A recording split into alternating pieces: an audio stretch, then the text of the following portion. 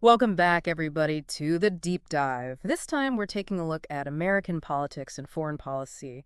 And, well, Elon Musk, too, somehow. I've got a stack of articles here. And they paint a really interesting picture of how America sees itself, on the world stage and how our internal politics play into all that. Yeah, absolutely.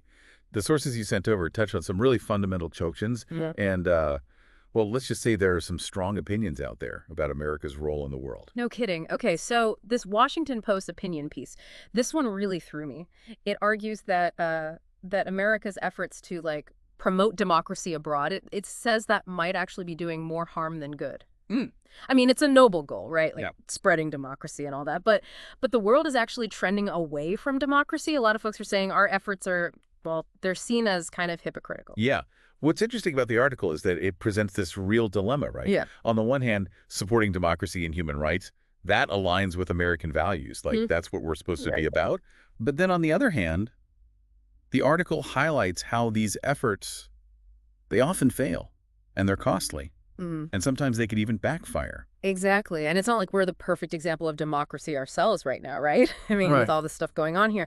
The article even points to our own internal struggles. It's like we Right. don't have as much moral authority as we used to. Right. Exactly. So, based on these arguments, do you think there's any way for the US to effectively promote democracy abroad, or is it just a lost cause at this point? I think, I mean, it's a tough question. There are good arguments on both sides. The article, I mean, it does acknowledge some past successes. Like it Mhm. mentions supporting civil society in South Africa after apartheid. Oh, right. But it also highlights the need for a more uh, nuanced and realistic approach, Yeah.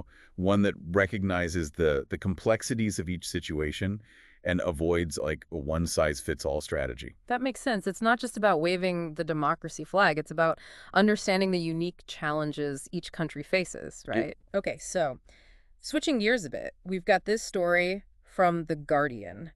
This one's about a Republican congresswoman who, get this, she wants to make Trump's birthday a national holiday. Yeah, combined with Flag Day, which, it adds another layer to it all. Seriously. I mean, it's probably not going to pass, Right. but it is a pretty interesting symbolic gesture. It's definitely raising some eyebrows. The bill claims that Trump was, and I quote, the most consequential president in modern American history.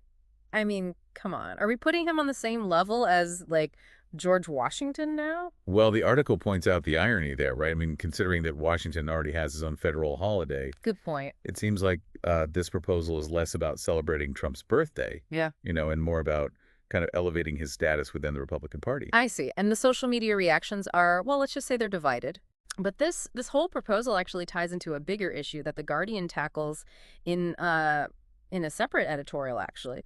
It's about Trump's approach to foreign policy. They call it transactional diplomacy, which basically means putting economic interests above everything else. Yeah, and they use the recent talks with Russia about Ukraine as like a prime example. Yeah. It suggests that the focus wasn't so much on finding a peaceful solution, but on like securing potential business deals for American companies. Wow. And they even mentioned Steve Witkoff, the billionaire real estate developer. He was apparently involved in those high-level negotiations. Mm, I mean, it makes you wonder, right, if personal business interests are influencing, U.S. foreign policy decisions. the editorial raises that very concern that, this approach where business deals and personal connections seem to come first ahead of things like human rights or diplomatic norms, that it could really damage America's standing in the world. And then they bring up Trump's proposal about Gaza, the one about Palestinian displacement and building that luxury development.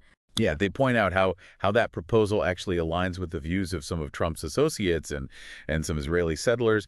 It's like it suggests a possible link between personal interests and policy decisions. It's definitely a concerning suggestion. And the editorial, it really raises some ethical questions about this type of diplomacy. It's like, are we really okay with this transactional approach where, where human rights might take a back seat to economic gain? Okay, so buckle up because things are about to get a little more intense. Anne Applebaum's article in The Atlantic paints a pretty alarming picture of what's happening within the U.S. government right now. Mm-hmm. She's actually suggesting that Elon Musk and the Department of Government Efficiency, or DOGE, are like attempting a regime change within the civil service. Yeah, this article takes a much darker turn for sure. It argues that under Musk's leadership, DOGE, it's not just about improving efficiency, it's about like dismantling the existing civil service and replacing it with something totally different. Seriously. And she doesn't hold back. She compares Musk's tactics, things like executive orders, manipulating IT systems, and those propaganda campaigns they've been running, targeting government employees. She compares that stuff to what authoritarian leaders do. People like Hugo Chavez and Viktor Orban. I mean, that's a chilling thought. It is. And what's really unsettling is that it's not just about this one organization, right? Right.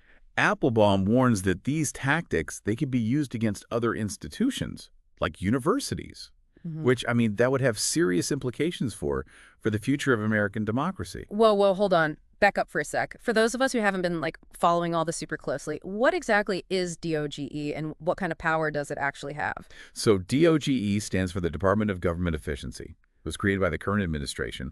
And they said the goal was streamlining government operations and cutting costs. But as the article points out, it seems like their real agenda is, well, a lot more radical. So are we talking about a slow motion coup happening right under our noses? Well, Applebaum seems to think so. She argues that the traditional values of the civil service, things like neutrality, rule of law, respect for the Constitution, they're being eroded. And civil servants are being forced to choose between collaborating with this new regime or resisting it, often at great personal risk. This is starting to sound like a conspiracy theory. Is Applebaum actually suggesting that Elon Musk is staging a coup? Well, I mean, she doesn't directly accuse him of that. Yeah. But she does raise some serious concerns about his methods and his motives. She argues that his approach, it's undermining democratic institutions. And it's creating a climate of fear and suspicion within the government. Okay, but then we have this New York Times piece, which this one raises questions about who's actually in charge of DOGE. It sounds like there's a lot of ambiguity around the leadership structure. Right. The article says that even though the White House claims Musk isn't the official administrator of DOGE, the president frequently refers to him as the leader. So which is it? Exactly. And this lack of clarity, it's really concerning, especially considering the power that the DOGE administrator has. They can influence hiring decisions, they oversee major IT projects. So if Musk isn't officially in charge, then who is? Well, the article throws out a few names. Steve Davis, Musk's longtime associate, Brad Smith, a former Trump administration official, but there's no clear answer. And this lack of transparency, it really contradicts Musk's own claims that DOGE would be, maximally transparent. This is getting more and more unsettling. We've got this powerful organization, unclear leadership, potentially radical goals, and they're operating in the shadows. It's definitely raising some red flags. It definitely warrants further investigation. I mean, the ambiguity around DOGE's leadership, coupled with its vast powers and the concerns that Applebaum raises, it suggests that, well, there might be more to this story than meets the eye. It's almost like they're intentionally creating confusion so they can avoid accountability.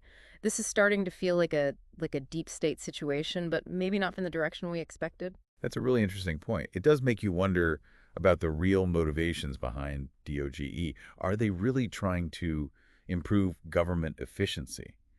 Or is there a hidden agenda at play here? It's a lot to think about, for sure. We've got these global trends moving away from democracy, this crazy political climate here at home.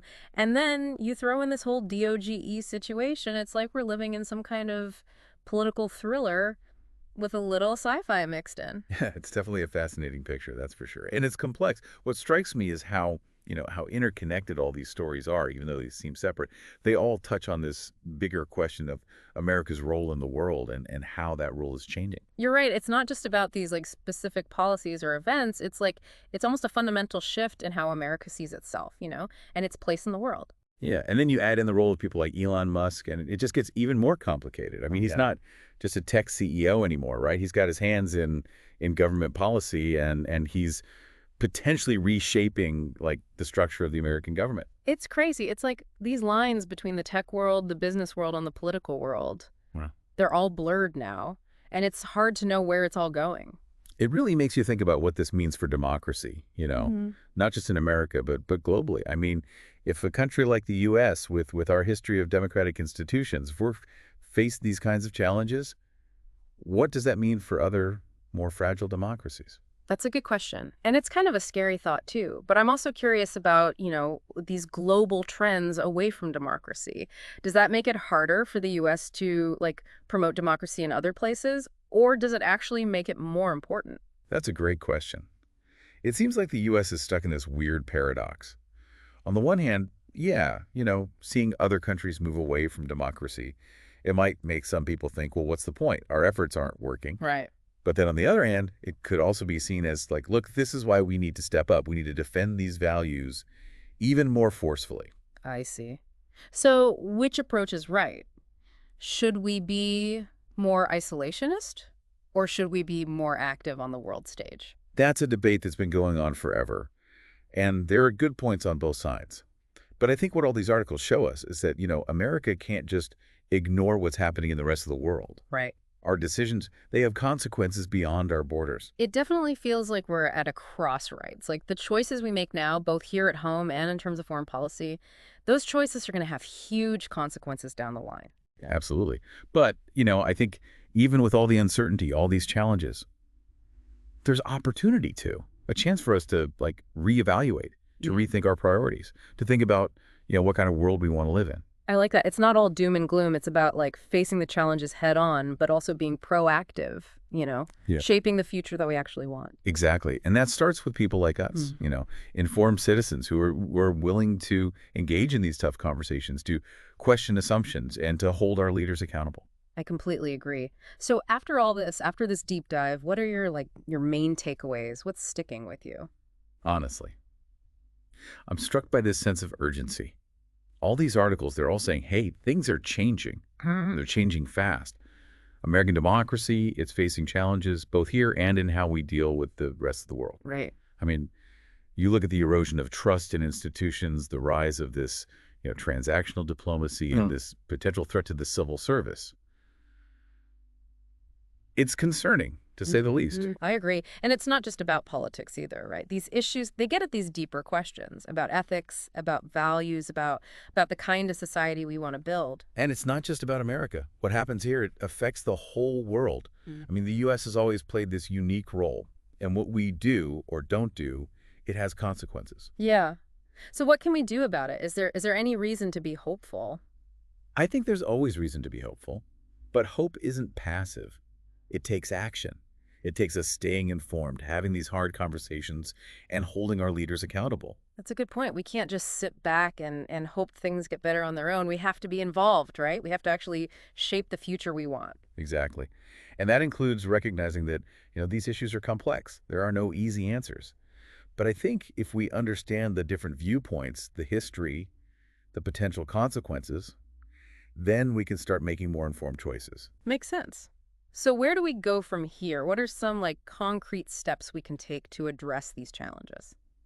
That's the big question, right? Where do we go from here? I mean, it feels like we've uncovered some pretty serious problems, but what can we as individuals really do? Well, I think, honestly, just continuing this conversation is a good start. Just being informed, talking about these issues, having real discussions, and challenging ourselves to understand different viewpoints. I think that's huge. So awareness is key. But how do we actually do something? How do we translate that awareness into action? Well, one way is by supporting, organizations and initiatives that are doing work we believe in. There are tons of groups out there that are fighting for democracy, for human rights, for a more just world. Right, right. So donating, volunteering, even just spreading the word, that all makes a difference. Exactly. And we can also, hold our elected officials accountable. Write to your representatives, go to town hall meetings, and really talk to them about the things that matter to you. I think a lot of people feel like, their voice doesn't matter. But you're saying that civic engagement, that's still important. It's more important now than ever, honestly. We can't just sit back and hope for the best. The future of American democracy, and really global democracy too, it depends on people being active, being involved. You've given us a lot to think about today. Any final thoughts for our listeners before we wrap up this deep dive? I would just say this. Don't underestimate your own power. Even small actions can have a big impact. Stay curious, stay engaged, and keep asking those tough questions. That's great advice. And on that note, I want to thank you for joining me on this deep dive into American politics and foreign policy. It's been Well, it's been quite a journey. It's been a pleasure, really. And remember, this is just the beginning. Exactly. Keep exploring these topics, check out the articles we talked about, and until next time, keep diving deep.